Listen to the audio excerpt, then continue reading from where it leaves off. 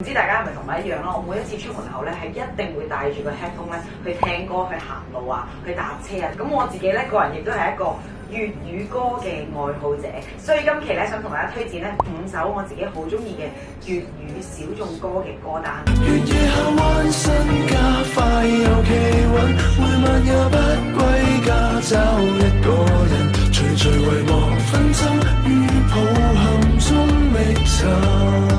第一首咧就叫做《深夜告別練習》啦，就係一隊香港嘅本地樂隊叫做 Special 去唱嘅。咁佢其中嘅主唱咧就係我嘅好朋友 Eddie 康聰啦。佢呢一首歌咧係一個非常之浪漫嘅故事。咁講嘅咧就係一男一女咧，佢哋通過滑板去認識嘅。每一晚咧佢哋都會相遇，但係每一晚咧都會分別。跟住咧佢哋就會好期待下次再滑板嘅時候咧再相遇嘅嗰種情愫啦。呢首歌咧我非常之中意佢歌詞嘅意境啦，但係同時咧佢唔係嗰種典型浪漫情歌嘅慢節奏，反而係嗰種 R&B 好有節奏感，令你聽起上嚟咧好想跳舞嘅感覺嘅。像個書生初約佳人，蝴蝶滿心飛，不過未走近，當想一見即吻，但覺相襯，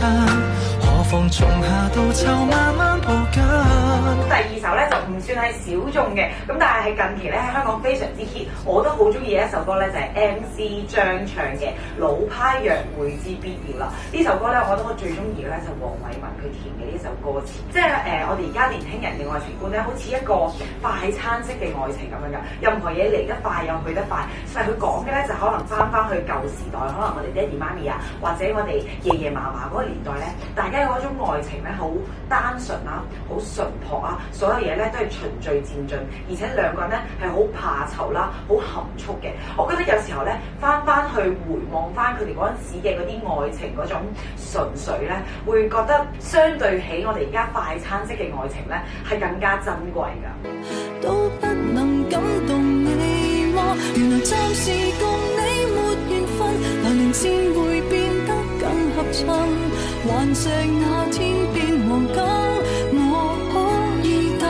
喺我歌單入面咧，我係不斷咁循環，或者隔一段時間會再聽嘅，就係楊千嬅嘅《煉金術》啦。咁呢首歌咧就特別適合咧，就係嗰啲喺愛情入邊咧，你中意咗一個人啦，你付出咗好多努力啦，喺冇辦法得到佢嘅愛嘅。咁呢首歌其實都幾慘情嘅，但係我覺得佢旋律非常之好啦，同埋我自己個人咧係好中意楊千嬅嘅嗰個唱腔㗎。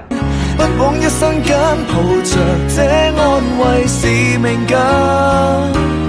若有天因有這段感慨，才珍惜你的所愛，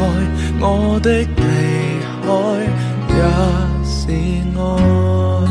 可以話係香港近呢10幾年嚟啦，好難得一見，我覺得佢唱得好好嘅一個歌手，就叫做許廷鏗啦。呢首歌咧想同大家介紹咧就係我的離開也是愛。我好記得咧許廷鏗咧係嗰陣時咧我中學時期咧風魔晒我哋班入面所有女仔嘅，因為佢又靚仔啦，跟住又高學歷啦，跟住又唱得好好聽啦。咁呢首歌咧佢嘅意境咧就係基本上話係兩個好相愛嘅人啦，喺埋一齊嘅時候咧，可能兩個好多方面都唔係咁合適，所以咧有一方係選擇離開嘅。但係佢哋離開咧唔係話佢已經唔愛你啦，佢哋離開咧其實都係愛嘅一種表現。無能為力接收就放手，讓我走，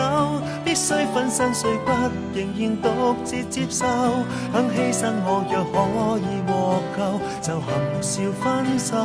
高尚地贏得我傷口。最後一首歌咧係非常之舊嘅舊歌嚟嘅，就係我媽咪咧細個嘅偶像4大天王之一黎明，佢呢首《情歸於盡》啊。咁呢首歌咧佢嘅歌詞嘅意境咧，基本上咧就係夾雜喺情人啦同埋朋友之間嘅呢種關係嘅，所以咧呢首歌咧係特別適合咧嗰啲處於曖昧期啊，想確定自己身份啊，但係又唔好意思問啊，又或者你同佢冇辦法確定你哋究竟係多過朋友啊，定抑或係已經做咗情人嘅呢啲關係。呢首歌咧無論係佢嘅旋律啦，抑或係佢嘅歌詞，亦都係黃偉文填嘅。黃偉文喺香港嘅樂壇咧，可以話填咗好多好出色嘅歌詞，大家都可以認真去聽下佢人。